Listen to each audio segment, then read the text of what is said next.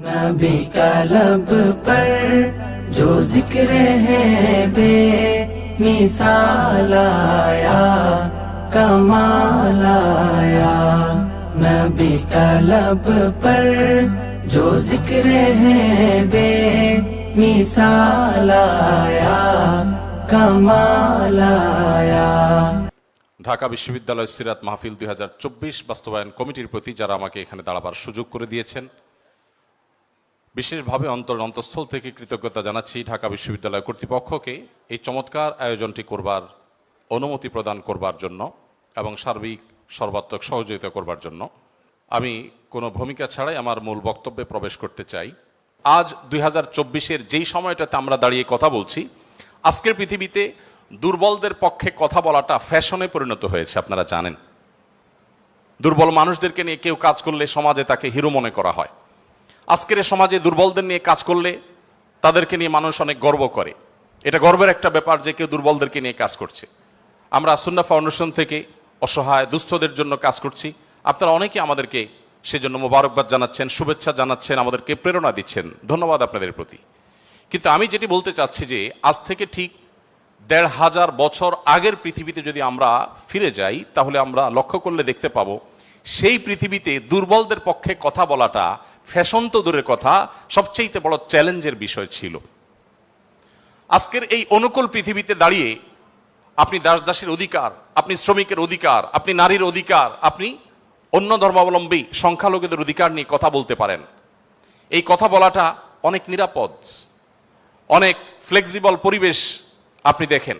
কিন্তু মুহাম্মদ সাল্লাল্লাহু আলাইহি সাল্লাম যখন দুর্বলদের পক্ষে কথা বলেছেন, তখন পৃথিবীতে দুর্বলদের পক্ষে কথা বলাটা সহজ কাজ ছিল না। এটা লাইফ রিস্কের ব্যাপার ছিল, কিন্তু সে কাজটা তিনি করেছেন। সম্মানিত উপস্থিতি, প্রিয় নবী সাল্লাল্লাহু আলাইহি সাল্লাম তিনি দুর্বলদের পক্ষে যে কথা বলেছেন, সেটা আজ আমরা অনেকে যে দুর্বলদের পক্ষে কথা বলি নানা পার্থিব উদ্দেশ্যে, তার সেই দুর্বলদের পক্ষাবলম্বনটা পার্থিব কোনো উদ্দেশ্যে ছিল না। আমরা অনেকে আজ দুর্বলদের পক্ষে কথা বলি কোনো সংস্থার কোনো প্রজেক্ট পাওয়ার জন্য। আমরা অনেকে দুর্বলদের পক্ষে কথা বলি কোনো প্রজেক্ট পেয়েছি সেই টাকা হালাল করবার জন্য। আমরা অনেকে দুর্বলদের পক্ষে কথা বলি সোশ্যাল মিডিয়াতে প্রচুর লাইক কমেন্ট পাওয়া যাবে সেজন্য। আমরা অনেকে দুর্বলদের পক্ষে কথা বলি এর পেছনে আমাদের পার্থিব কোনো স্বার্থ আছে সেই কারণে।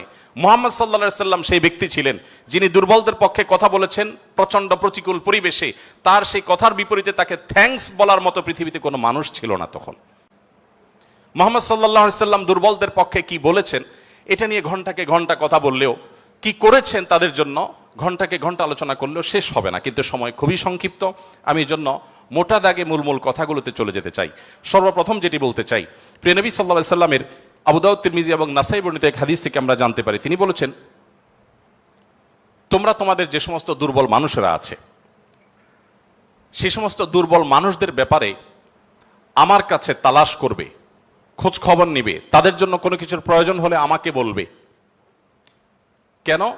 কারণ তোমরা জানো যে তোমাদের আল্লাহ তাআলার তরফ থেকে যে রিজিক প্রাপ্ত হও, ফাইন্নামা তুরজাকুন ওয়া তুনসারুনা বিদুআফাইকুম, তোমাদের যারা দুর্বল আছেন সে দুর্বল এবং অসহায় মানুষগুলোর উসিলায়, তাদের কারণে আল্লাহ তাআলা তোমাদেরকে যুদ্ধ বিগ্রহে শত্রুর বিপক্ষে জয় দিয়ে থাকেন, সেগুলো তাদের কারণে দেন। আবার একইভাবে তোমাদের যে রিজিক আল্লাহ তাআলা দিয়ে থাকেন, এই রিজিকটা তোমাদের মধ্যে থাকা যে দুর্বল মানুষগুলো আছে তাদের কারণে আল্লাহ তাআলা দিয়ে থাকেন। সম্মানিত উপস্থিতি, এই হাদিসের মাধ্যমে নবী সাল্লাল্লাহু আলাইহি সাল্লাম বোঝাতে চেয়েছেন তার আশেপাশে দুর্বল মানুষেরাই বেশি থাকে।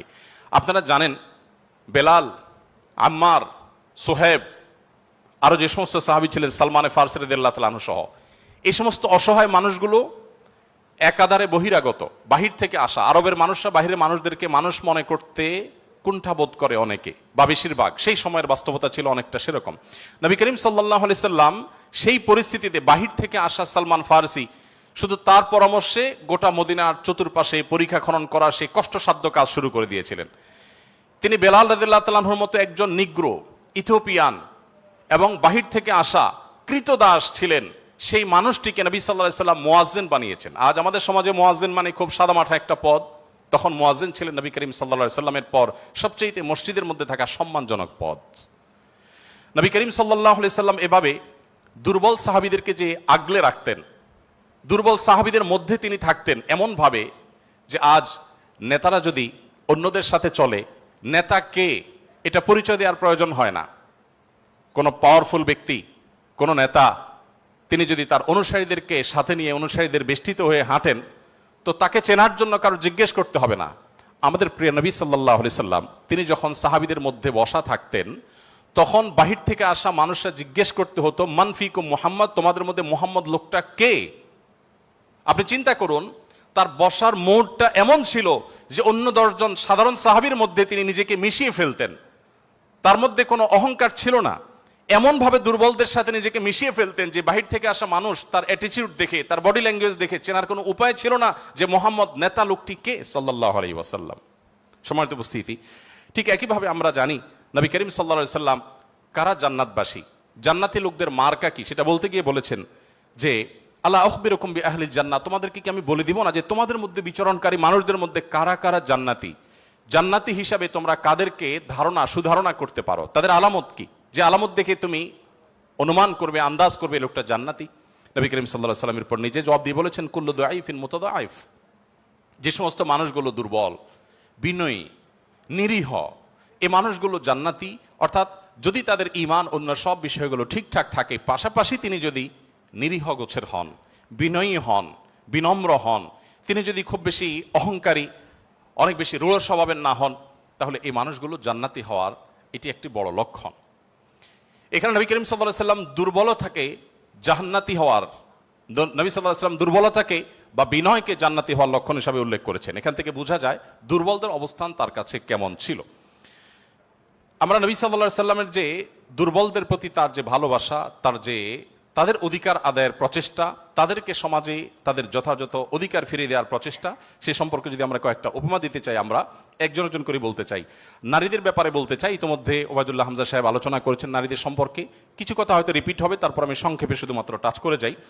আপনারা জানেন নবী সাল্লাল্লাহু আলাইহি সাল্লাম যে সমাজে এসেছেন, সেই সমাজে নারী হিসেবে জন্মগ্রহণ করাটা এটা একটা অপরাধ ছিল। জীবন্ত কন্যাকে নিজের বাবা নিজে হাতে পুঁতে ফেলতো শুধুমাত্র কন্যা হওয়ার কারণে। আল্লাহ কোরআনে বলেছেন, ওয়া ইযা বুশিরা আহাদুহুম বিল উনসা যাল্লা ওয়াজহুহু মুসওয়াদ্দান ওয়া হুয়া কাযীম, কারোর কন্যা সন্তান হয়েছে এই সংবাদটা তাকে দেয়া হলে তার মুখটা কালো হয়ে যেত। এরকম ভয়ঙ্কর এক বাস্তবতার মধ্যে নবী সাল্লাল্লাহু আলাইহি ওয়াসাল্লাম এসেছেন। আমি আবারও বলছি, আজকের সমাজে নারী অধিকার নিয়ে কথা বলা এটা অনেক সহজ। নারী অধিকার নিয়ে কথা বলা মানুষগুলোর জন্মেরও বহু বছর আগে প্রিয় নবী সাল্লাল্লাহু আলাইহি ওয়াসাল্লাম শুধু নারী অধিকার নিয়ে কথা বলেন নাই, জীবন্ত কবরস্থ করা হতো যেখানে কন্যা সন্তানকে, সেই জায়গা থেকে তুলে নারীকে সবচেয়ে সম্মানের সর্বোচ্চ আসনে বসিয়ে তারপর তিনি দুনিয়া থেকে গেছেন। প্রিয় নবী সাল্লাল্লাহু আলাইহি ওয়াসাল্লাম নারীদের জন্য কি করেছেন? কোরআনে আল্লাহ তাআলা বলেছেন, ওয়াশিরুহুন্না বিল মারুফ, হে পুরুষেরা তোমরা তোমাদের স্ত্রীদের সাথে যথাযথভাবে সুন্দরতম উপায়ে তাদের সাথে বসবাস করো, তোমাদের জীবনাতিপাত করো, সংসার করো ভালোভাবে, খারাপভাবে তাদের সাথে তোমরা সংসার করবে না, সতর্ক করেছেন। কোরআনে কারিমে একটি সূরা আছে, আপনারা জানেন, সূরার নাম হলো সূরাতুন নিসা, অর্থাৎ নারীগণের সূরা। কোরআনে কিন্তু পুরুষগণের সূরা নামে কোনো সূরা নেই, সূরাতুর রিজাল নামে কোনো সূরা নেই, কিন্তু সূরাতুন নিসা নামে সূরা আছে, এবং সেটা ছোটখাটো 2-4-5 আয়াতের সূরা না, কোরআনের সবচেয়ে বড় সূরাগুলোর একটি। এবং কোরআনে শুধুমাত্র নারীদের বিধিবিধান বর্ণনা করবার জন্য সূরা তাহরিম, সূরা তালাক, অনেকগুলো সূরা আল্লাহ তাআলা নাজিল করেছেন স্পেশাল নারীদের বিধিবিধান বর্ণনা করবার জন্য। পুরুষদের জন্য আলাদা কোনো স্পেশাল বিধিবিধান, তাদের অধিকার, তাদের করণীয়, তাদের বিষয়গুলোকে আলোকপাত করবার জন্য কোনো আলাদা স্পেশাল কোনো সূরা নেই। আপনারা জানেন কোরআনে আল্লাহ রাব্বুল আলামিন নারীদের সম্পর্কে যত আলোচনা করেছেন, শুধু সেগুলোই ঘন্টায় ঘন্টা আলোচনা করলে শেষ করা যাবে না। প্রিয় নবী সাল্লাল্লাহু আলাইহি সাল্লাম তার, আপনারা জানেন, একাধিক স্ত্রী ছিলেন। একাধিক স্ত্রী থাকলে দাম্পত্য জীবনে টুকটাক মনোমালিন্য হয়, তার ক্ষেত্রেও হয়েছে। তিনি কখনো কোনো নারীর গায়ে আঘাত করেননি, কোনো নারীকে কখনো প্রহার করেননি, তার জীবনে একটি বারের জন্য সে ঘটনা ঘটেনি। আপনারা অনেকে হয়তো শুনে থাকবেন, উহুদের যুদ্ধে প্রিয় নবী সাল্লাল্লাহু আলাইহি সাল্লামের তরবারি একজন সাহাবীকে দেয়া হয়েছে। তিনি দূর থেকে লক্ষ্য করলেন একজন নারী খুব বিভৎস একটি দৃশ্যের অবতারণা করেছেন, তার নাম ছিল হিন্দা, আপনারা জানেন। তিনি নবী করিম সাল্লাল্লাহু আলাইহি সাল্লামের প্রিয় চাচার লাশ কেটে কলিজা বের করে চাবাচ্ছেন। এরকম নির্মম এবং পাশবিক অত্যন্ত ভয়ঙ্কর একটি চিত্র ওই সাহাবী দেখতে পেয়ে নবী সাল্লাল্লাহু আলাইহি সাল্লামের তরবারি তার হাতে, তিনি দৌড়ে দূর থেকে আফসা আফসা দেখছেন, কাছাকাছি গেলেন। কাছাকাছি গিয়ে দেখতে পেলেন, দূর থেকে তিনি বুঝতে পারেন না যে ইনি ভদ্রলোক না ভদ্র মহিলা। খুব কাছে এসে দেখলেন যে তিনি একজন নারী। তিনি তখন বলেছেন পরবর্তীতে যে আমি তরবারিটা তুলেছিলাম যে তার শিরকে আমি তার ধড় থেকে, দেহ থেকে আলাদা করে দিব। কিন্তু তৎক্ষণাৎ আমার মনে হলো এই তরবারিটা তো সেই মানুষটার যে মানুষ কোনোদিন কোনো নারীর গায়ে আঘাত করেন নাই। আমি যত কঠিন দৃশ্যই দেখি না কেন, আমি নবী সাল্লাল্লাহু আলাইহি সাল্লামের তরবারি দিয়ে কোনো নারীকে আঘাত করতে পারি না। তিনি সেই অবস্থাতে এরকম ভয়ঙ্কর একটি দৃশ্য দেখার পরও নবী করিম সাল্লাল্লাহু আলাইহি সাল্লামের জীবন চরিত্রের মধ্যে তিনি নারীদেরকে যেভাবে সম্মান দিতেন, মর্যাদা দিতেন, শুধুমাত্র সেই বিষয়টিকে স্মরণ করে তরবারিকে খাপে ঢুকিয়ে তিনি সেখান থেকে ফিরে এলেন। প্রিয় নবী সাল্লাল্লাহু আলাইহি ওয়াসাল্লাম তিনি যুদ্ধের ময়দানে কয়েক শ্রেণী মানুষকে কোনোভাবেই যেন হত্যা না করা হয় তার জন্য আগে থেকে বলে রেখেছেন, এবং যুদ্ধের আগে যোদ্ধাদেরকে, মুজাহিদদেরকে বলে রাখতেন, খবরদার রণাঙ্গনে শত্রুপক্ষের অন্য সব মানুষকে আঘাত করলো, নারীদেরকে আঘাত করবে না। আপনারা এই জন্য সাহাবীদের মধ্যে পুরুষ সাহাবীদের শহীদ হওয়ার অনেক লম্বা ফিরিস্তি বা লিস্ট আপনারা দেখতে পান। মহিলা সাহাবীদের লিস্ট খুব বেশি একটা দেখা যায় না, যদিও পুরুষদের আল্লাহর জন্য জীবন উৎসর্গ করার এই পথের সর্বপ্রথম পথ নির্দেশ করেছেন যিনি, অবাক করা বিষয় হলো তিনি একজন নারী, সুমাইয়া রাদিয়াল্লাহু তাআলা আনহা। প্রিয় ভাইরা আমার, নবী করিম সাল্লাল্লাহু আলাইহি সাল্লাম তার জীবনের একেবারে শেষের দিকের বক্তব্যগুলোর, ভাষণগুলোর একটি ছিল ইস্তাউসু বিন নিসাই খায়রা, তোমরা নারীদের ব্যাপারে আমার কাছ থেকে ভালো ওসিয়ত গ্রহণ করো। অর্থাৎ আমি তোমাদেরকে ওসিয়ত করছি, আমি জীবনের শেষ মুহূর্তে, অন্তিম মুহূর্তে তোমাদেরকে উপদেশ দিচ্ছি, নারীদের বেলায়, মহিলাদের ব্যাপারে তোমরা ভালো আচরণ করবে, এটি আমার কাছ থেকে শুনে রাখো। নবী করিম সাল্লাল্লাহু আলাইহি ওয়াসাল্লাম তিনি তিনটি জিনিসকে খুব বেশি ভালোবাসতেন, তিনটি জিনিস তার কাছে খুব বেশি প্রিয় ছিল। আপনারা অনেকে হাদিসটি জানেন। তার একটি ছিল সুগন্ধি, তিনি পারফিউম, আতর খুব পছন্দ করতেন। আরেকটি ছিল সালাত, নামাজ, এটি তার চক্ষু শীতলতার কারণ ছিল, তার অনেক ভালো লাগতো নামাজ আদায় করতে। আরেকটি ছিল নারী। এখানে নারী প্রিয়র অর্থ হলো বাবা এবং মায়ের মধ্যে নবী সাল্লাল্লাহু আলাইহি সাল্লাম বাবার চাইতে মাকে বেশি প্রায়োরিটি দিতেন। সন্তানের মধ্যে ছেলে এবং মেয়ের মধ্যে মেয়েকে বেশি ভালোবাসতেন, এত বেশি ভালোবাসতেন যে প্রিয় নবী সাল্লাল্লাহু আলাইহি সাল্লামকে আল্লাহ তাআলা ছেলে সন্তান দিয়েছেন, তাদের সবাইকে শৈশবে মৃত্যু দিয়েছেন, তার একমাত্র চারটি কন্যা সন্তানকে বাঁচিয়ে রেখেছেন। দিন শেষে তিনি কন্যাদের বাবা হয়ে বেঁচেছিলেন, ছেলেদের বাবা হয়ে বেঁচে ছিলেন না। ঠিক একইভাবে প্রিয় নবী সাল্লাল্লাহু আলাইহি সাল্লামের আরেকটা হাদিস সহিহ মুসলিমে বর্ণিত হয়েছে, আমরা জানি নবী সাল্লাল্লাহু আলাইহি সাল্লাম বলেছেন, কেউ যদি তার দুটি কন্যা সন্তানকে প্রাপ্তবয়স্ক হওয়া পর্যন্ত সুন্দর আচরণ করে, যথাযথভাবে লালন পালন করে, কোনো প্রকার বৈষম্য না করে, অবিচার না করে, তাদের প্রতি সদাচরণ করে, তো কিয়ামতের ময়দানে নবী সাল্লাল্লাহু আলাইহি সাল্লাম বলেছেন সেই লোক শুধু জান্নাতে যাবে না, কিয়ামতের দিন আল্লাহ নবী সাল্লাল্লাহু আলাইহি সাল্লাম বলেছেন আনা ওয়া হুয়া কাহাতাইন, সে এই দুটি আঙ্গুল যেরকম পাশাপাশি অবস্থান করছে জান্নাতে আমার ঠিক কাছাকাছি এইভাবে অবস্থান করবে, দুটি কন্যা সন্তানকে যথাযথভাবে পালন করবার কারণে। আমি জানি না আপনারা নিশ্চয় অনেক হাদিস পড়ে থাকবেন, আপনারা এমন কোন হাদিস পেয়েছেন কিনা যে 1 ডজন ছেলে সন্তান লালন পালন করলে এইরকম কোন ফজিলত এর কথা কোথাও বলা হয়েছে? আপনারা দেখেছেন এরকম কোন হাদিস? আমি অন্তত পাই নাই যে 1 ডজন ছেলে লালন পালন করেছে কোনো মা বাবা, তার বিনিময়ে তাদেরকে নবী সাল্লাল্লাহু আলাইহি সাল্লাম বলেছে যে 12টা যেহেতু করেছে, 2টা মেয়ের বিপরীতে 12টা ছেলে করেছে, একটা পুরস্কার হোক না, এরকম কোন পুরস্কারের কথা আমার জানা নেই। এরপরে যখন এক শ্রেণী মানুষ বলে যে ইসলাম নারীদেরকে ঠকিয়েছে, তখন তাদের ব্যাপারে কি বলা যায় সেটা আপনারা ঠিক করবেন।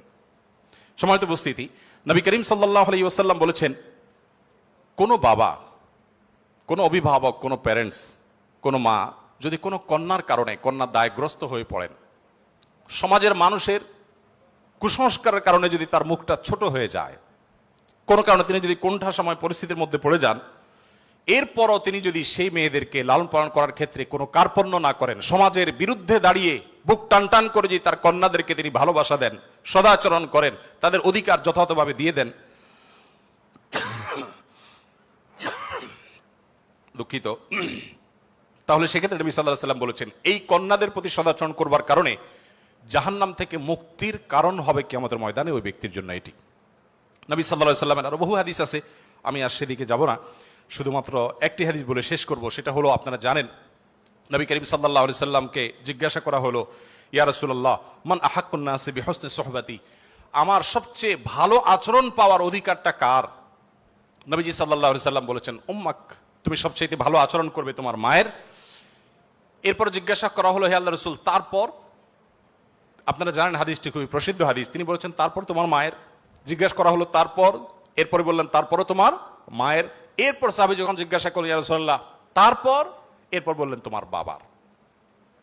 আপনারা অনেকে শুনেছেন ডক্টর জাকির নায়েক, তিনি এই হাদিস প্রসঙ্গে বলেছেন আল্লাহ নবী সাল্লাল্লাহু আলাইহি সাল্লাম গোল্ড মেডেলটাও দিলেন মাকে, তারপর সিলভার মেডেলটাও দিলেন মাকে, ব্রোঞ্জটাও দিলেন মাকে, বাবাকে দিলেন একটা সান্ত্বনা পুরস্কার। এরপরে যদি কেউ বলে যে ইসলাম নারীদেরকে ঠকিয়েছে, যে যুক্তিতে বলে সেটা আপনারাও জানেন আমিও জানি। বলা হয় বাবার সম্পদে ছেলে যদি 2 টাকা পায়, মেয়ে 1 টাকা পায়, এখানে মেয়ের প্রতি অবিচার করা হয়েছে। আপনারা জানেন এর মতো হাস্যকর একটা দাবি আরেকটি হতে পারে না। কারণ ছেলে বেচারা, এতক্ষণ শুধু মেয়েদের কথা বলছি, আসলে একটু ছেলেদেরকে আমরা দুর্বল হিসেবে দেখি। ছেলে বেচারা প্রাপ্তবয়স্ক হওয়ার পর বাবা মা তার ভরণ পোষণ দিতে বাধ্য নন। যদি বাবা মা বলেন যে তুমি প্রাপ্তবয়স্ক হয়ে গেছো, তোমার চাল ডাল তুমি জোগাড় করো, বাবা মা সেটা বলতে পারেন, সে রাইট তাদের আছে। বিয়ে এখনো বেচারা করে নাই, মাত্র প্রাপ্তবয়স্ক হয়েছে।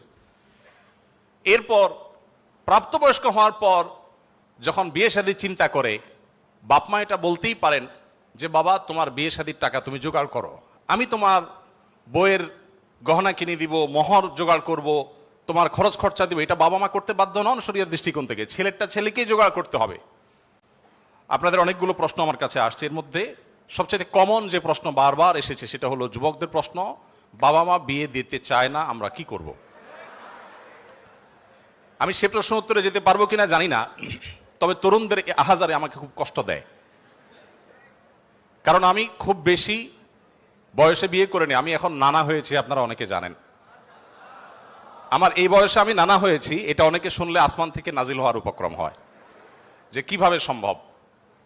তো আমি বলি, আমি আমার সংসার জীবন গোছানো শেষ, আমি এবং আমার মিসেস সহ বাকি জীবন আরামের সাথে দেশ বিদেশ যদি ঘুরেও বেড়াই, আল্লাহ বিল্লাহ করে বাকি জীবন কাটিয়ে দিই, আমার কোনো টেনশন নাই, কারণ আমার সংসারের সব সেট আপ করা শেষ।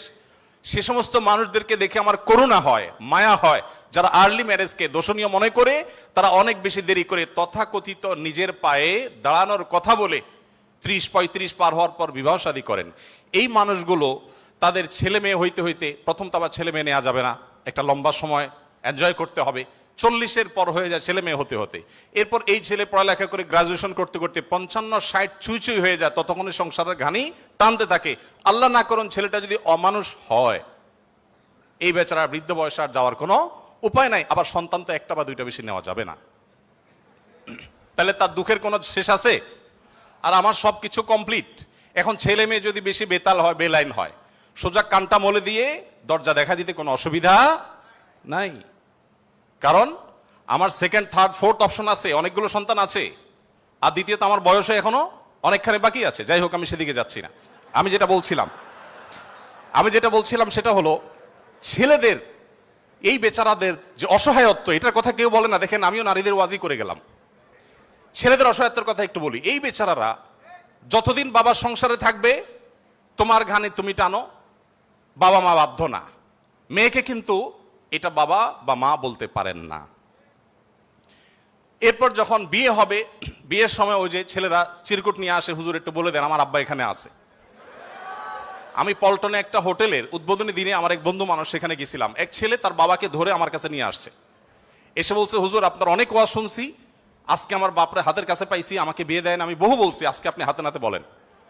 আমি নিজের লজ্জা লাল হয়ে গেলাম যে ছেলে কি বেহায়ার মতো কথা। যাই হোক, তো এই বেচারারা বিয়ে করতে যাবে, বাপ বলে যে কি করো তুমি, বিয়ে করবে মানে টাকা কামাই করো। মেয়েদের বিয়ের সময় কি বাবা মা এটা বলে তুমি কয় টাকা কামাই করছো তোমার বিয়ে দিব? বলার সুযোগই নাই, রাইটই নাই। এরপরে বিয়েটা যখন হয়ে যায়, এই বেচারা এতদিন নিজের পেট পালা লাগতো, এখন বউয়ের পেট পালো, ছেলে মেয়ের পেট পালো, অর্থাৎ তাদের রিজিকের ব্যবস্থা করো, তাদের উপার্জনের দায় দায়িত্ব তার। নিজের বাবা মা যদি বৃদ্ধ হয়ে যান, অসহায় হয়ে যান, তাদের দায়িত্ব তার। বাপের বাড়ি যাওয়ার সময় বাজারটা তার করতে হয়, শ্বশুর বাড়ি যাওয়ার সময় মিষ্টির প্যাকেটটার টাকাও তাকে দিতে হয়। শতভাগ খরচ ছেলের, শতভাগ খরচ কার? ছেলের। আর বাপের সম্পদে পাবে হলো 2 টাকা, 2 আনা, আর মেয়ে পাবে 1 টাকা। তার অন্যের খরচ তো দূরের কথা, নিজের খরচই তার উপরে বর্তায় না। ইসলাম কি তাকে কম দিয়েছে না বেশি দিয়েছে? একজনকে 2 টাকা দিয়ে বাজারে পাঠিয়ে বিরাট বড় ফর্দ দেখাই দিয়েছেন, এতগুলো সব তোমাকে আনতে হবে। আরেকজনকে 1 টাকা দিয়ে বললেন যে তুমি শুধুমাত্র এই টাকা দিয়া যা খুশি তা করতে পারো। তাহলে এই 1 টাকা যাকে দেওয়া হয়েছে তার অধিকার কি কম দেওয়া হয়েছে না বেশি দেওয়া হয়েছে? আল্লাহর সাথে পাল্লা দিলে গোল্লা যাওয়া ছাড়া কোনো উপায় থাকে না। যারা নিজের বিবেক দিয়ে আল্লাহ সুবহানাহু ওয়া তাআলার বিচারকে, বিশ্লেষণকে বিচার করতে চায়, তারা আল্লাহর উপরে ওই যে খোদার উপরে খোদাগিরি বলে, যে সে মূর্খতা ছাড়া আর কিছুই করছে না। আমি শ্রদ্ধা রেখে তাদের প্রতি এটা বলতে বাধ্য হলাম। যাই হোক, আমি যেটা বলছিলাম যে নবী সাল্লাল্লাহু আলাইহি ওয়াসাল্লাম মেয়েদের সম্পর্কে এত কথা বলেছেন। দেখুন যে মা হিসাবে মেয়েদের মর্যাদা এত বেশি। ইমাম মালিক রহমতুল্লাহ আলাইহি একটি চমৎকার কথা বলেছেন। তিনি বলেছেন যে আল আম্বিয়াউ আবুল বানাত। আপনারা অবাক হবেন, যত নবী রাসূল পৃথিবীতে এসেছেন বেশিরভাগ নবী রাসূলদেরকে আল্লাহ তাআলা ছেলে সন্তান না দিয়ে মেয়ে সন্তান দিয়েছেন।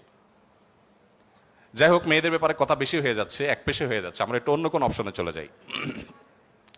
এরপরে যেটি বলতে চাই তা হলো বিধবা এবং ইয়েতিমদের ব্যাপারে। দেখুন, ইয়েতিম বিধবার ব্যাপারে নবী করিম সাল্লাল্লাহু আলাইহি সাল্লাম বলেছেন, বুখারীতে হাদিসটি বর্ণিত হয়েছে, আস-সাইলাল আরমালাতি ওয়াল মাসাকি কাল মুজাহিদি ফি সাবিলিল্লাহ আও কাল্লাযী ইয়াকুমুল লাইলা ওয়া ইয়াসুমুন নাহার। যে ব্যক্তি কোনো বিধবার ব্যয়ভারের দায়িত্ব গ্রহণ করবে, যে ব্যক্তি কোনো ইয়েতিমের লালন পালনের দায়িত্ব গ্রহণ করবে, অভিভাবকত্বের দায়িত্ব গ্রহণ করবে, নবী সাল্লাল্লাহু আলাইহি সাল্লাম বলেছেন এই ব্যক্তি আল্লাহর রাস্তায় রণাঙ্গনে জিহাদরত ব্যক্তি আল্লাহর কাছে যে মর্যাদা লাভ করবে, নিজের জায়গায় বসে থেকে অসহায় বিধবার দায়িত্ব, বিধবা ভাতা দিয়ে তার দায়িত্ব গ্রহণ করলে এই ব্যক্তিকে আল্লাহ তাআলা সেই মর্যাদা দান করবেন। আপনি এরকম কোন হাদিস দেখাতে পারবেন না যে একটা লোক বেচারার বউ মরে গেছে, মন মরা থাকে, যদি কোনো ভদ্র মহিলা তার আশ্রয় দেওয়ার জন্য তিনি অনুপযুক্ত হওয়া সত্ত্বেও নিজেকে পেশ করেন, উপস্থাপন করেন আর তার আশ্রয় হয়ে যান, তাহলে নবী সাল্লাল্লাহু আলাইহি সাল্লাম বলেছেন তার এই পুরস্কার আছে। নিশ্চয়ই ভালো কাজের সওয়াব আছে, কিন্তু আলাদা পার্টিকুলার কোনো সওয়াবের কথা নবী সাল্লাল্লাহু আলাইহি সাল্লাম বলেন নাই। কিন্তু একজন বিধবার ব্যাপারে কিন্তু সেই কথা বলা হয়েছে। ইয়েতিমের ব্যাপারে নবী সাল্লাল্লাহু আলাইহি সাল্লাম বলেছেন, আনা ওয়া কাফিদুল ইয়াতিমি কাহাতাইন। আমি এবং ইয়েতিমের অভিভাবক, যিনি ইয়েতিমের দায়িত্ব নেন, এই দুইজন এই দুটি আঙ্গুলের মতো পাশাপাশি জান্নাতে অবস্থান করবো। আপনারা অনেকে বলতে পারেন যে জান্নাতে এই লোক নবীর কাছে থাকবে, এর আগে শুনলাম 2টা কন্যা লালন পালন করলে সেও নবী সাল্লাল্লাহু আলাইহি সাল্লামের কাছে থাকবে, তো নবী সাল্লাল্লাহু আলাইহি সাল্লামের কাছে কতজন থাকবে? আসলে দুনিয়াতে আমরা একজনের সাথে আরেকজন হাঁটতে পারি, আখিরাতকে আমরা দুনিয়ার মতো কম্পেয়ার করি বা বিবেচনা করি, আখিরাতের বিষয়টা সম্পূর্ণ ভিন্ন। নবী সাল্লাল্লাহু আলাইহি সাল্লামের জান্নাত এটা তো দুনিয়ার কোনো প্রাসাদের মতো হবে না, বিশাল বড় জগৎ নিয়ে হবে। সবচেয়ে ছোট জান্নাতে যে গোটা পৃথিবীর সমান 10 পৃথিবীর সমপরিমাণ জান্নাত তিনি পাবেন। মহাশূন্য সম্পর্কে আমরা ধারণা পাওয়ার পর আমাদের কাছে এটা খুব সহজ মনে হয় যে পৃথিবীর অন্যান্য পৃথিবীর বাইরে যে আল্লাহ তাআলার মহা সৃষ্টি আছে সেগুলোর তুলনায় পৃথিবী খুব ক্ষুদ্র। যখন পৃথিবীতে এগুলো আবিষ্কার হয় নাই, আপনি চিন্তা করুন তখনকার মুসলমানদের জন্য ঈমান আনা কতটা কঠিন ছিল, যে কিভাবে এত বড় জান্নাত দিবেন আল্লাহ তাআলা, কোথায় এত জায়গা। কিন্তু আজ আমরা সেটা আবিষ্কার করেছি, আমরা জানি কিয়ামত পর্যন্ত আবিষ্কার হতে থাকবে। কোরআন এবং সুন্নাহর অনেক কিছু এখনো আমাদের বুঝে আসছে না, কিন্তু এক সময় হয়তো বুঝে আসবে। তো যাই হোক, নবী করিম সাল্লাল্লাহু আলাইহি সাল্লাম ইয়েতিমের ব্যাপারে এই সুসংবাদ আমাদেরকে দিয়েছেন। এবং নবী সাল্লাল্লাহু আলাইহি সাল্লাম একটা হাদিস বলে আমি শেষ করব। তিনি বলেছেন, যে ব্যক্তি তার পরিবারের মধ্যে কোনো ইয়েতিমকে সংযুক্ত করেন, এই জায়গা আমি একটু থামবো। ইয়েতিমকে সংযুক্ত করার মানেটা কি? আমাদের দেশে ইয়েতিম বা গরিবের বাচ্চাকে লালন পালন অনেকেই করেন, কিন্তু সেটা নিজের ধান্দায় করেন, গরিবের প্রয়োজনে না। কিভাবে সেটা? কারোর সন্তান হচ্ছে না, তখন তিনি একটু বাবা ডাক শুনতে চান, মা ডাক শুনতে চান, তো এই জায়গা থেকে তিনি একটা বাচ্চাকে নিয়ে আসেন, অসহায় মানুষের, কারোর কোনো বাচ্চার বাবা মারা গেছেন, বাবা মারা গেছেন, মা মারা গেছেন, তাকে নিয়ে আসেন, সেই বাচ্চাটাকে এনে লালন পালন করেন এবং মনে করেন আমি অনেক সওয়াবের কাজ করছি। আপনি অবশ্যই সওয়াবের কাজ করছেন না যদি আপনার উদ্দেশ্য হয় আপনার যে মা ডাক শোনা, বাবা ডাক শোনা সেটা, আর যদি আপনার উদ্দেশ্য হয় যে না আমি তাকে লালন পালন করতে চাই, সে তার মায়ের কাছেই থাকুক, আমি তার ভরণ পোষণ দিব, তার পড়াশোনার খরচ চালাবো, তার অভিভাবকত্ব করব, তাকে আশ্রয় দিব, তাহলে আপনি এই হাদিসের সুসংবাদ পাবেন ইনশাআল্লাহ তাআলা। আপনি যদি নিজে পার্থিব কোনো স্বার্থে তাকে লালন পালন করেন তাহলে এই হাদিসের মর্যাদা আপনি লাভ করবেন না। নবী করিম সাল্লাল্লাহু আলাইহি ওয়াসাল্লাম মুসনাদ আহমদে বর্ণিত একটা হাদিসে আসছে, তিনি বলেছেন যে এক ব্যক্তি তার কাছে বলেছে, হে আল্লাহর রাসূল, আমার অন্তরটা অনেক শক্ত, আমি খুব শক্ত হৃদয়ের মানুষ, আমার মনটা নরম হয় না, আপনি আমাকে কোনো একটা পরামর্শ দিন। নবী সাল্লাল্লাহু আলাইহি ওয়াসাল্লাম বলেছেন, তুমি ইয়েতিমের মাথায় হাত বুলাবে, তোমার মন নরম হবে, এবং সেই সাথে অসহায়দের তুমি খাদ্য দান করবে, আহার দিবে। এই দুটি কাজ যদি তুমি করো তাহলে তোমার অন্তরের কাঠিন্য দূর হয়ে যাবে। আমাদের অনেকের মধ্যে এই অভিযোগ আছে, আমরা এই আমলগুলো করতে পারি। নবী সাল্লাল্লাহু আলাইহি ওয়াসাল্লাম দুর্বলদের মধ্যে যারা দাস দাসী ছিলেন তাদের জন্য কি করেছেন আপনারা অনেকে জানেন। ইসলামের অনেকগুলো গুরুত্বপূর্ণ বিধিবিধান আছে, এর মধ্যে থেকে একটা হলো দাস দাসী মুক্ত করার বিধান। যদি কোনো পুরুষ, কোনো স্বামী যদি তার স্ত্রীকে মায়ের সাথে তুলনা করেন, মায়ের সাথে তুলনা করার একটা পর্যায়ে আছে যেটাকে ইসলামী ফিকহের পরিভাষায় জেহার বলা হয়। রাগের বশে এরকম অনেকে করে থাকেন যে আমার মা যেরকম হারাম তুমি এরকম হারাম, তালাকের মতোই অনেকটা এই টাইপের কথা যদি কেউ বলেন, তার প্রায়শ্চিত্ত হলো তাকে একটি দাস মুক্ত করতে হবে। কেউ যদি ইচ্ছাকৃতভাবে রোজা ভঙ্গ করেন, তাহলে তার প্রায়শ্চিত্ত হলো তাকে একটি দাস মুক্ত করতে হবে। কেউ যদি শপথ করে শপথ রক্ষা না করেন, ভঙ্গ করেন, তাহলে তাকে দাস মুক্ত করতে হবে। কেউ যদি কোনো মানুষকে হত্যা করেন, ভুলে হত্যা করেন, তার প্রায়শ্চিত্তগুলোর মধ্যে থেকে একটা হলো তাকে দাস মুক্ত করতে হবে। এভাবে ইসলাম অনেকগুলো ভুলের প্রায়শ্চিত্ত হিসাবে অন্য কোনো অপশনের চাইতে দাস মুক্তিকে প্রায়োরিটি দিয়েছে, গুরুত্ব দিয়েছে। নবী সাল্লাল্লাহু আলাইহি ওয়াসাল্লাম বারবার বলেছেন, কারণ তিনি চাইতেন মানুষ দাস না থাকুক, মানুষ মুক্ত হয়ে যাক। নবী সাল্লাল্লাহু আলাইহি ওয়াসাল্লাম আজকের পৃথিবীর মতো ফ্যাক্টরি রেভলিউশনের পর মানুষের মুক্তির জন্য বা দাস প্রথার বিরুদ্ধে তিনি কথা বলেছেন এমন না। আমি আগেই বলেছি, আজ পৃথিবীতে বহু দুর্বলদের পক্ষে কথা বলা মানুষ পাবেন, তার সবগুলোই বেশিরভাগই দেখবেন স্বার্থের কারণে। আমরা নিজেরাও দুর্বলদের সহযোগিতা করি। এই যে বন্যা গেল, অনেকেই বন্যার সময় ত্রাণ নিয়ে গেছেন জাস্ট একটা ছবির জন্য, অনেকে ত্রাণ নিয়ে গেছেন, কষ্ট করেছেন, শুধু তার একটা লাইভ দরকার, কিছু লাইক দরকার, কিছু কমেন্ট দরকার, কিছু বাহবা দরকার। তো নবী সাল্লাল্লাহু আলাইহি ওয়াসাল্লাম দাস দাসীদের মুক্তির জন্য কথা বলেছেন সেই সমাজে যখন দাস দাসী ছিল আজকের যুগে বিএমডব্লিউর মালিক হলে যেরকম গর্বের, দাস দাসী থাকা সেরকম গর্বের। এরকম মূল্যবান অ্যাসেট কোনো বিনিময় ছাড়া মুক্ত করে দেওয়ার জন্য নবী সাল্লাল্লাহু আলাইহি ওয়াসাল্লাম উৎসাহিত করতেন। শুধু তাই নয়, আপনারা জানেন যে নবী করিম সাল্লাল্লাহু আলাইহি ওয়াসাল্লাম বলেছেন, কোন দাসকে যদি কেউ মুক্ত করে, তাহলে ওই দাসের প্রতিটি অঙ্গকে মুক্ত করার বিনিময়ে যে ব্যক্তি এই কাজটি করলেন, আল্লাহ তাআলা ওই ব্যক্তিকে তার ওই অঙ্গকে জাহান্নাম থেকে মুক্তির পরোয়ানা দান করবেন। নবী সাল্লাল্লাহু আলাইহি ওয়াসাল্লাম আরেকটি হাদিস আছে, তিনি বলেছেন জীবনের শেষ কথা। নবী সাল্লাল্লাহু আলাইহি ওয়াসাল্লামের জীবনের শেষ কথা কি আমরা জানি, অনেকে জানি, আসসালাতু আসসালাত ওয়া মা মালাকাত আইমানুকুম। অর্থাৎ নবী করিম সাল্লাল্লাহু আলাইহি ওয়াসাল্লামের জীবনের শেষ কথা ছিল, তোমরা নামাজের ব্যাপারে দায়িত্বশীল থাকবে, নামাজের ব্যাপারে দায়িত্বশীল থাকবে এবং তোমাদের দাস দাসীদের ব্যাপারে দায়িত্বশীল আচরণ করবে। এটা ছিল তার জীবনের শেষ কথা। একটা মানুষের কাছে দাস দাসীদের অধিকার কত গুরুত্বপূর্ণ হলে, অধীনস্থ মানুষগুলোর অধিকার কত গুরুত্বপূর্ণ হলে জীবনের শেষ কথা এটা বলে চলে যান যে তোমরা তাদের ব্যাপারে খবরদার, সদাচরণ করবে, তাদের প্রতি কোনো জুলুম অবিচার করবে না। আপনারা অনেকে আবু মাসউদ আনসারী রাদিয়াল্লাহু তাআলা আনহুর নাম শুনেছেন। আবু মাসউদ আনসারী রাদিয়াল্লাহু তাআলা আনহু তার একজন দাসকে প্রহার করছিলেন, অধীনস্থকে, কাজের লোককে প্রহার করছিলেন। নবী সাল্লাল্লাহু আলাইহি ওয়াসাল্লাম পেছন থেকে বললেন, আলাম আবু মাসউদ, সাবধান, শুনে রাখো আবু মাসউদ, লাল্লাহু আকদারু আলাইকা মিনকা আলাই, তুমি এই দাসের প্রতি যতটা পাওয়ার রাখো, হোল্ড করো, আল্লাহ তাআলা তোমার উপর তার চেয়ে বেশি পাওয়ার হোল্ড করেন, মাইন্ড ইট।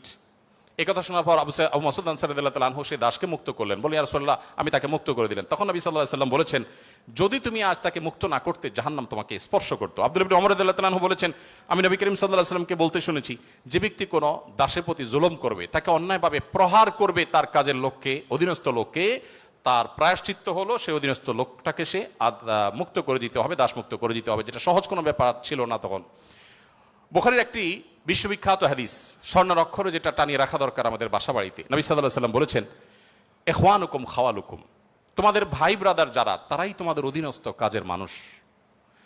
এই মানুষগুলো সম্পর্কে নবী সাল্লাল্লাহু আলাইহি ওয়াসাল্লাম বলেছেন, জাআলাহুমুল্লাহু তাহতা আইদিকুম, তাদেরকে আল্লাহ তাআলা তোমাদের অধীনস্থ করে দিয়েছেন। এর মধ্যে ইঙ্গিত রয়েছে আল্লাহ চাইলে তোমাকে তার অধীনে করে দিতে পারতেন। অতএব ফামান কানা আখুহু তাহতা ইয়াদি, যে ব্যক্তি তার ভাই তার অধীনে থাকবে, অর্থাৎ কোনো দাস, কোনো দাসী অথবা যে কোনো কাজের মানুষ, এই হাদিসে দাস দাসী কথা বলা হয়নি, যে কোনো কাজের লোক, অধীনস্থ মানুষ যদি কারোর অধীনে থাকে, ফালইউতইমহু মিম্মা ইয়াকুল, তাহলে সে যা খায় একই কোয়ালিটির খাবার যেন তাকে অফার করে, এবং সে যা পোশাক পরে একই কোয়ালিটির পোশাক যেন তাকে পরায়। একটু থামতে চাই এখানে। আপনি একটু কল্পনা করুন, এমন একজন মানুষের, যিনি অনেক পয়সার মালিক, অনেক বড় পদ হোল্ড করেন, তিনি তার ড্রাইভার, তার জন্য যখন পোশাক কিনছিলেন, একই সময় তার নিজের পোশাকও কিনছিলেন। একই পোশাক যেটা তার জন্য কিনেছেন, সেম পোশাক ড্রাইভারের সাইজ অনুযায়ী, একই কোয়ালিটির, একই কালারের, একই জিনিস ড্রাইভারের জন্য কিনেছেন। এই দৃশ্যটা কি কল্পনা করা যায়? আজকের বাস্তবতা এটা কি খুব সহজ বিষয় মনে হয়? আমরা তো অনেকে অধীনস্থ মানুষদের পাশে বসে খাবো এটাকেই দোষে বিষয় মনে করি। আমরা কি নিজেদেরকে সভ্য দাবি করি? আজকের পৃথিবীর মানুষের সভ্যতা যেখানে গিয়ে ঠেকবে, নবী সাল্লাল্লাহু আলাইহি সাল্লাম তিনি এবং তার সাহাবা একরাম পৃথিবীকে যেই জায়গায় রেখে গেছেন সভ্যতার, সেখানে পর্যন্ত আজকের পৃথিবী সভ্যতার সর্বোচ্চ শিখরে গিয়ে পৌঁছতে পারবে না। নবী করিম সাল্লাল্লাহু আলাইহি ওয়াসাল্লাম তিনি তাকে একবার জিজ্ঞাসা করা হলো যে হে আল্লাহ রাসূল, আমাদের যে কাজের লোক আছে, খাদেম আছে, এই লোকগুলোর যত ভুল করে কয়বার মাফ করা যায় আপনি একটু বলেন? মানে এটা সীমা আছে তো, কতবার মাফ করা যায়? নবী করিম সাল্লাল্লাহু আলাইহি সাল্লাম চুপ থাকলেন। লোকটা আবার একই কথা বললেন, নবী সাল্লাল্লাহু আলাইহি ওয়াসাল্লাম চুপ থাকলেন। তিনি আবার যখন বললেন, নবী করিম সাল্লাল্লাহু আলাইহি ওয়াসাল্লাম বলেছেন দিনে 70 বার মাফ করবা। কতবার? এর মানে হলো তুমি নিজেকে নিয়ন্ত্রণহীন করবে না। এই বিষয়ে অবশ্য ওয়াজ করা অনেক সহজ, আমল করা অনেক কঠিন। আল্লাহ তাআলা আমাদেরকে আমলের তৌফিক দান করুন। এভাবে নবী করিম সাল্লাল্লাহু আলাইহি ওয়াসাল্লাম দুর্বলদের পক্ষে, দুর্বলদের অধিকার আদায়ের জন্য অনেক কথা বলেছেন। সেই সময় যখন দুর্বলদের পক্ষে কথা বলা আজকের মতো ফ্যাশনের বিষয় ছিল না। আজ যারা অধিকারের কথা বলে তাদের জন্মেরও হাজারো বছর আগে প্রিয় নবী সাল্লাল্লাহু আলাইহি ওয়াসাল্লাম এই মানুষগুলোর অধিকার আদায় করে উন্নতির চরম শিখরে রেখে গেছেন। পৃথিবী আবার তাদেরকে অবনমন করেছে। আজ সেজন্য আমাদেরকে কথা বলতে হচ্ছে। সম্মানিত উপস্থিতি, নবী করিম সাল্লাল্লাহু আলাইহি ওয়াসাল্লাম তিনি অন্য ধর্মাবলম্বীদের অধিকার নিয়ে যত কথা বলেছেন, অনেক লম্বা কথা বলতে হবে, আমার হাতে একেবারে সময় নেই। আমি শুধু এটুকু বলবো, আল্লাহ তাআলা কোরআনে কারিমে বলেছেন লা ইয়ানহাকুমুল্লাহু আনিল লাযিনা লাম ইউকাতিলুকুম ফিদ-দীন ওয়া লাম ইখরিজুকুম মিন দিয়ারিকুম আন তাবাররুহুম ওয়া তুকসিতু ইলাইহিম ইন্নাল্লাহা ইউহিব্বুল মুহসিনিন। যে সমস্ত অন্য ধর্মাবলম্বীরা তোমাদেরকে তোমাদের দেশ থেকে বের করে দেয়নি, তোমাদের উপর কোনো যুদ্ধ চাপিয়ে দেয়নি, অর্থাৎ শান্তিপূর্ণ সহাবস্থান করছে, তাদের প্রতি সদাচরণ করতে তোমাদের আল্লাহ তোমাদেরকে নিষিদ্ধ করেনি না, বরং আল্লাহ তাআলা সদাচরণকারী, ন্যায়নিষ্ঠ আচরণকারীকে ভালোবাসেন। তার মানে সংখ্যালঘুদের প্রতি, অন্য ধর্মাবলম্বীদের প্রতি কোনো মুসলিম যদি সদাচরণ করে, এই লোক আল্লাহর ভালোবাসা পাবে। বাংলাদেশে মানুষ ধর্মপ্রাণ, এদেশে ওলামা একরাম দায়িত্বশীল। এই জন্য আমি প্রায় বলি, আমাদের আশেপাশে অন্য যে কোনো দেশের সংখ্যালঘুদের চাইতে আমাদের দেশের সংখ্যালঘুরা আলহামদুলিল্লাহ অনেক ভালো আছে। সেজন্য আমরা অনেক হ্যাপি এবং সুখী। আমরা চাই তারা আরো ভালো থাকুক। আমাদের আশেপাশে বিভিন্ন দেশে বহু ধর্মীয় দাঙ্গা হয়েছে, শত শত মানুষ মারা গেছে। বাংলাদেশের আজও পর্যন্ত কখনোই ধর্মীয় দাঙ্গায় শত শত মানুষ তো দূরের কথা, ডজন ডজন মানুষ মারা গেছে, এমন কোনো ঘটনা কখনো শোনা। সংখ্যালঘুদের নির্যাতনের যে সমস্ত বিচ্ছিন্ন ঘটনা ঘটে, এটা আমরাও জানি, আমাদের সংখ্যালঘু ভাই বোনেরাও জানেন। এটা দিন শেষে রাজনৈতিক ফায়দা হাসিলের নীল নকশা ছাড়া আর কিছুই নয়। বাংলাদেশের সবচেয়ে বড় ধর্মীয় শিক্ষা প্রতিষ্ঠান হাটহাজারী মাদ্রাসার ঠিক কোল ঘেঁষে একটা মন্দির, আমি সেই মাদ্রাসার ছাত্র। এত প্রাচীন এই মন্দির এবং মাদ্রাসাও প্রাচীন, শতবর্ষী মাদ্রাসা এবং প্রাচীন মন্দির। কেউ বলতে পারবে না যে মাদ্রাসার হাজার হাজার ছাত্রের কেউ কোনোদিন একটা ঢিল সেই মন্দিরে নিক্ষেপ করেছেন অথবা মন্দির থেকে পাল্টা এরকম কিছু হয়েছে, কেউ বলতে পারবে না। বাংলাদেশের মানুষের সাম্প্রদায়িক সম্প্রীতির যে উদ্যম দৃষ্টান্ত, পৃথিবীর অনেক উন্নত দেশেও সে দৃষ্টান্ত নাই। এটা আমরা কোত্থেকে পেয়েছি? ইসলাম থেকে পেয়েছি। আমাদের সংখ্যালঘু ভাই বোনদের প্রতি সদাচরণ করতে আমাদের ইসলাম বলে, ভালো মুসলিম হওয়ার প্রয়োজনে আমাদের এটা করতে হচ্ছে। অতএব আমরা যত বেশি ভালো মুসলিম হতে পারবো, আমাদের সংখ্যালঘু ভাই বোনরাও তত নিরাপদে থাকবেন। নবী সাল্লাল্লাহু আলাইহি সাল্লাম বলেছেন, যেই ব্যক্তি কোনো অমুসলিম, যিনি মুসলিম ভূখণ্ডে বসবাস করার পারমিশন নিয়ে আসছেন, ধরুন বাইরে থেকে ভিসা নিয়ে এসছেন, অনুমোদিত তার বসবাসটা, এরকম কোন অন্য ধর্মাবলম্বীকে যদি কোনো মুসলমান হত্যা করে, এই মুসলমান এই হত্যার কারণে জান্নাত তো দূরের কথা, জান্নাতের ঘ্রাণও সে পাবে না।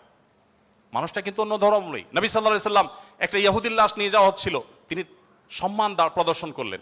সাহাবীরা বললেন, ইয়া রাসূলুল্লাহ, ইহুদির লাশ আপনি সম্মান প্রদর্শন করছেন? নবী সাল্লাল্লাহু আলাইহি সাল্লাম বলেছেন, আলাইসাত নাফসা, সে কি মানুষ না? লোকটা ইহুদি হতে পারে কিন্তু তিনি মানুষ না। আব্দুল ইবনে ওমর রাদিয়াল্লাহু তাআলার বাসায় ছাগল জবে হয়েছে, তিনি বাহির থেকে এসে জিজ্ঞাসা করলেন, আহাদাইতুম লিজারনাল ইয়াহুদি, আমাদের ইহুদি প্রতিবেশী বাসায় গোশত পাঠিয়েছো? বাসার লোকজন বলল না তো। তখন তিনি বললেন, আল্লাহ রাসূল সাল্লাল্লাহু আলাইহি সাল্লাম প্রতিবেশীর অধিকার নিয়ে এত কথা বলেছেন যে নিজের সম্পদে তাদের হিস্সা আল্লাহ তাআলা নির্ধারণ করে দেওয়ার উপক্রম হয়েছিল, আর তোমরা কেন প্রতিবেশী বাসায় খাবার পাঠাওনি? আমাদেরকে আরো ডেভেলপ করতে হবে। আমাদের আশেপাশে কোনো হিন্দু বসবাস করেন, আপনার পাশে ফ্ল্যাটে, পাশের বাড়িতে, আপনি কয়দিন তার বাসায় খাবার পাঠিয়েছেন, গিফট পাঠিয়েছেন? অথচ ইসলাম কিন্তু সেই নির্দেশ আমাদেরকে করে। যাই হোক, নবী করিম সাল্লাল্লাহু আলাইহি ওয়াসাল্লাম চতুষ্পদ জন্তু, পশু পাখির প্রতি তার যে দয়া ছিল, তারা দুর্বল, তারা অসহায়, তাদের পক্ষে নবী সাল্লাল্লাহু আলাইহি ওয়াসাল্লামের যে অবস্থান ছিল, একবার আপনারা জানেন বিখ্যাত হাদিস, নবী সাল্লাল্লাহু আলাইহি ওয়াসাল্লাম বলেছেন যে অনেক আগের একটি ঘটনা, এক লোক তিনি যাচ্ছিলেন কোথাও পানি পান করার জন্য, কোন একটা কুয়াতে তিনি নেমেছেন, উঠে দেখতে পেলেন একটি কুকুর পিপাসায় সেরকম উসফুস করছে, তখন তিনি তার পোশাক খুলে পানিতে চুবিয়ে চিবিয়ে ওই কুকুরকে খাওয়ালেন। এই হাদিসটি দুই রকম আছে, একজন পুরুষের ক্ষেত্রে আছে তিনি তার পায়ের মোজা খুলেছেন, একজন নারীর কথা আছে তিনি তার ওড়না খুলে এই কাজটি করেছেন। ওই নারী ব্যভিচারিণী হওয়া সত্ত্বেও আল্লাহ তাআলা একটি প্রাণীর প্রতি এই ভালোবাসা, এই সম্প্রীতি দেখাবার জন্য তাকে মাফ এবং নাজাত দিয়ে দিয়েছেন। নবী সাল্লাল্লাহু আলাইহি সাল্লাম বলেছেন যে এর বিপরীতে একজন নারী, আপনারা সেটাও শুনেছেন অনেকে, যে একটি ইবাদত গুজার একজন নারী একটি বিড়ালকে বেঁধে রেখেছিলেন এবং সে বিড়ালকে বেঁধে রাখতে রাখতে এক পর্যায়ে না খেয়ে বিড়ালটি মারা গেছে, তাকে খাদ্য দেননি। শুধুমাত্র এই কারণে তিনি ইবাদত গুজার হওয়া সত্ত্বেও আল্লাহ তাআলা ওই নারীকে জাহান্নামী হিসেবে ঘোষণা করেছেন, শুধুমাত্র একটা প্রাণীর জীবনের প্রতি এই হেয়ালিপনা করার জন্য। এখন প্রাণী তো দূরের কথা, মানুষের জীবন আমরা শেষ করে ফেলছি নির্দয়ভাবে। নবী করিম সাল্লাল্লাহু আলাইহি সাল্লামের আরো হাদিস আমরা জানি, একটা পাখির দুটি বাচ্চাকে কেউ একজন ধরে নিয়ে গেলেন। নবী আলাইহিস সালাম যখন দেখলেন এই কাজটি কেউ করেছে, তখন বললেন যে কে কাজটি করেছ? তখন নবী করিম সাল্লাল্লাহু আলাইহি সাল্লাম তাকে ডেকে বললেন, যাও, এই যে পাখি, মা পাখিটা সে ছটপট করছে আমি দেখতে পাচ্ছি, এই বাচ্চাগুলোকে সেখানে রেখে আসো, এটা তোমার জন্য জায়েজ নাই, মা পাখির বাচ্চাগুলোকে তুমি ছিনিয়ে আনবে জাস্ট তোমার বিনোদনের জন্য। তখন নবী করিম সাল্লাল্লাহু আলাইহি সাল্লাম ওই নির্দেশ সাহাবীকে করেছেন এবং ভৎসনা করেছেন এই কাজটি করবার জন্য। এর বিপরীতে আরেকটা ঘটনা আমরা জানি, এর পাশাপাশি আরেকটা ঘটনা আমরা জানি, নবী সাল্লাল্লাহু আলাইহি সাল্লাম এক ব্যক্তিকে দেখলেন তিনি পিপিলিকার উপদ্রব থেকে বাঁচার জন্য আগুন দিয়ে পোড়াচ্ছেন। তিনি বলেছেন, খবরদার, লা ইউআযযিবু বিন-নার ইল্লা রাব্বুন নার, আগুন দিয়ে পুড়িয়ে নির্মম ভাবে তুমি এটাকে হত্যা করতে পারো না। যদি হত্যা করতেই হয় তাহলে তুমি এমনি পিষে মেরে ফেলো, অন্য কোনো ভাবে মেরে ফেলো, নির্মম ভাবে তুমি মারতে পারো না। আমাদের অনেকে দেখবেন যে ওই যে এক ধরনের আঠা পাওয়া যায় ইঁদুর মারার, সে আঠা দিয়ে ইঁদুর মারার চেষ্টা করেন, নির্মম ভাবে হত্যা করা বা নিধন করা, এটা জায়েজ নাই। সে আপনাকে উপদ্রব করে, আপনি হত্যা করতে পারেন, কিন্তু নির্মম ভাবে হত্যা করবার বা হত্যাকে আপনি এনজয় করবেন এই অধিকার আপনাকে ইসলাম দেয়নি। নবী করিম সাল্লাল্লাহু আলাইহি ওয়াসাল্লাম তার সাহাবী সাঈদ ইবনে জুবায়ের বলেছেন যে সাহাবী আব্দুল্লাহ ইবনে ওমর রাদিয়াল্লাহু তাআলা আনহু একবার যাচ্ছিলেন, দেখলেন যে কুরাইশের কিছু যুবক কিছু পাখিকে বেঁধে রেখে তীর নিক্ষেপ করছিলেন হাত সই করার জন্য, এবং ওই পাখিগুলোর যে মালিক তাকে বলেছেন যেটা লাগবে না, মিস হবে, ওই তীরটা তোমার, বিনিময়ে তুমি তীর পেয়ে যাবে, আর লাগলে তো পাখি মারা যাবে। এটা জাস্ট মজা করছিল তারা। দেখেন আল্লাহ নবী সাল্লাল্লাহু আলাইহি ওয়াসাল্লামের সাহাবী আব্দুল্লাহ ইবনে ওমর যখন এসেছেন, জাস্ট তাকে দেখেছে, দেখার সাথে সাথে দৌড়ে পালিয়ে গেছে তারা, ওই যুবকরা, কারণ জানেন যে নবী সাল্লাল্লাহু আলাইহি ওয়াসাল্লামের সাহাবী কোন প্রাণীর প্রতি নির্মমতাকে সহ্য করবেন না, চলে গেছে তারা। তখন এবার আব্দুল্লাহ ইবনে ওমর রাদিয়াল্লাহু তাআলা আনহু বলেছেন, আল্লাহ লানত এবং অভিশাপ নাজিল হয় ওই মানুষগুলোর প্রতি যারা কোনো প্রাণীকে এরকম বিনোদনের জন্য জাস্ট তীর মেরে, গুলি মেরে বিভিন্নভাবে লক্ষ্যবস্তু তাদেরকে বানায়। নবী করিম সাল্লাল্লাহু আলাইহি ওয়াসাল্লামের জীবনের বহু ঘটনা আছে, আমরা বলে শেষ করতে পারবো না, আমি একেবারে শেষের দিকে চলে আসছি। একবার নবী করিম সাল্লাল্লাহু আলাইহি ওয়াসাল্লাম একটি ওট দেখতে পেলেন, খুব ক্ষীণকায়, জীর্ণশীর্ণ, দুর্বল, এবং তার চোখে পানি। নবী সাল্লাল্লাহু আলাইহি ওয়াসাল্লাম তার শরীরের উপরে খুব আলতো করে হাত বুলিয়ে দিলেন। তখন সেই ওটের আচরণ দেখে বর্ণনাকারী সাহাবী বলছেন মনে হচ্ছিল সে অনেকটা প্রশান্তি অনুভব করেছে। তখন তিনি ওটের মালিককে ডেকে বললেন যে এই ওটকে তুমি কেন ভালো করে খাবার দাবার দাও না, তার ব্যাপারে তুমি আল্লাহকে কেন ভয় করো? নবী সাল্লাল্লাহু আলাইহি ওয়াসাল্লাম তাকে সতর্ক করলেন। ঠিক একইভাবে নবী সাল্লাল্লাহু আলাইহি ওয়াসাল্লাম ঐতিহাসিক একটি হাদিস সহিহ মুসলিম বর্ণিত, তিনি বলেছেন, ইন্নাল্লাহা কাতাবাল ইহসানা আলা কুল্লি শাই ফাইদা কাতালতুম ফাহসিনুল কিতলাহ ওয়া ইযা যাবাহতুম ফাহসিনুজ যিবহা। যদি কেউ কোনো প্রাণীকে জবে করতে হয়, জবে করে খেতে হয়, আল্লাহ তার জন্য হালাল করেছেন, সেও যেন নির্মম ভাবে জবে না করে। এই জন্য ছুরি যেন ভালো করে ধার দিয়ে নেয়, যাতে করে পশুর প্রতি নির্মমতা করতে করতে ধীরে ধীরে তাকে যেন হত্যা করতে না হয়। এমনকি কোনো মানুষকে যদি মৃত্যুদণ্ড দিতে হয়, তাকেও যেন নির্মম ভাবে হত্যা না করা হয়। প্রয়োজনে তাকে যদি মৃত্যুদণ্ড দিতে হয়, এমনকি রণাঙ্গনে যদি শত্রুপক্ষ হয়, নির্মম ভাবে তার অঙ্গ প্রত্যঙ্গ কেটে টুকরা টুকরা করবেন। এই নির্মমতা করার অনুমতি ইসলাম আপনাকে দেয়নি। আপনাকে মানুষ হতে বলেছে ইসলাম। নবী সাল্লাল্লাহু আলাইহি ওয়াসাল্লাম এক ব্যক্তিকে দেখলেন যে তিনি তার কোন একটা পশু জবাই করার জন্য শুইয়ে তারপরে সেই পশু ছুরি ধার দিচ্ছেন। একদিক থেকে শুয়েছেন, হয়তো পাও দিয়ে ফাড়া দিয়ে ধরে রেখেছেন, আর অপর দিক থেকে হাত দিয়ে তিনি ছুরি ধার দিচ্ছিলেন। নবী সাল্লাল্লাহু আলাইহি ওয়াসাল্লাম বলেছেন যে আতুরিদু আন তুমিতাহা মাউতা, তুমি কি চাও এই প্রাণীটাকে কয়েকবার হত্যা করতে? কেন তুমি আগে ছুরি ধার দিয়ে আনো নাই? নবী করিম সাল্লাল্লাহু আলাইহি ওয়াসাল্লাম একটি গাধার পাশ দিয়ে যাচ্ছিলেন, দেখতে পেলেন যে গাধাটার উপরে কেউ ছেক দিয়েছে, কোন লোহাটো হাতে দাগ দিয়ে ছেক দিয়েছে, ক্ষত বিক্ষত হয়েছে। নবী সাল্লাল্লাহু আলাইহি ওয়াসাল্লাম বলেছেন, লাআনাল্লাহুল্লাযী ওয়াসামা, যে ব্যক্তি গাধাটাকে ছেক দিয়েছে, আল্লাহর লানত, আল্লাহর রহমত থেকে সে বঞ্চিত হয়ে অভিশাপ তার উপরে নাজিল হবে।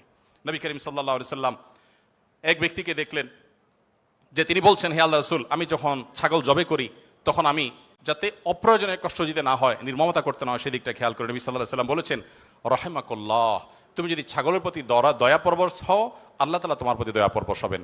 ভাইরা আমার, এমনকি তৃণলতা গাছপালা এগুলো প্রয়োজন ছাড়া যদি কেউ কাটে, নবী সাল্লাল্লাহু আলাইহি সাল্লাম বলেছেন ওই ব্যক্তির মাথায় আল্লাহ তাআলা জাহান্নামের আগুন নিক্ষেপ করেন, প্রয়োজন ছাড়া যদি বৃক্ষ নিধন করে কেউ।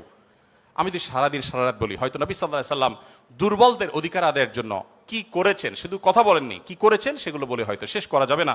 আমাদের সময় অনেক আগেই শেষ হয়ে গেছে। আমি শুধুমাত্র শেষের দিকে আসছি এবং বলতে চাই, আজকে যে জায়গায় আমি দাঁড়িয়ে কথা বলছি, এই বিশ্ববিদ্যালয় সহ বহু বিশ্ববিদ্যালয়, বিশেষ করে পাবলিক বিশ্ববিদ্যালয়গুলো, যেগুলো মেধাবীদের, দেশের সবচেয়ে বড় বড় ভালো মেধাবীদের সবচেয়ে বড় বিচরণ ক্ষেত্র, এই জায়গা থেকে আমাদের আনন্দের ওখানে অনেক ইতিহাস যেমন রচিত হয়েছে, দুই একটি দুঃখের এবং বেদনার ঘটনাও এখানে ঘটতো। তার মধ্যে থেকে একটি হলো র্যাগিংয়ের ঘটনা।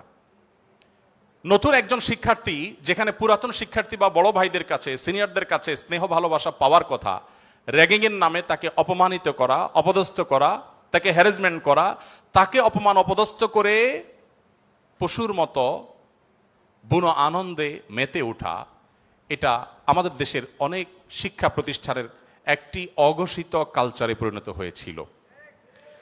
আমরা আশা করব এই পশুত্ব, এই নির্মমতা, এটা আমাদের দেশে আর কোনো শিক্ষা প্রতিষ্ঠানে কোনোদিন ফিরে আসবে না।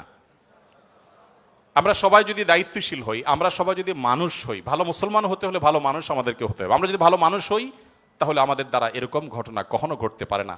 একজন মানুষের কষ্ট কারোর আনন্দের কারণ হতে পারে না। নবী করিম সাল্লাল্লাহু আলাইহি সাল্লাম বলেছেন, যে ব্যক্তি কোনো ছোটদের প্রতি স্নেহ করে না, ভালোবাসে না, সে আমার উম্মত না।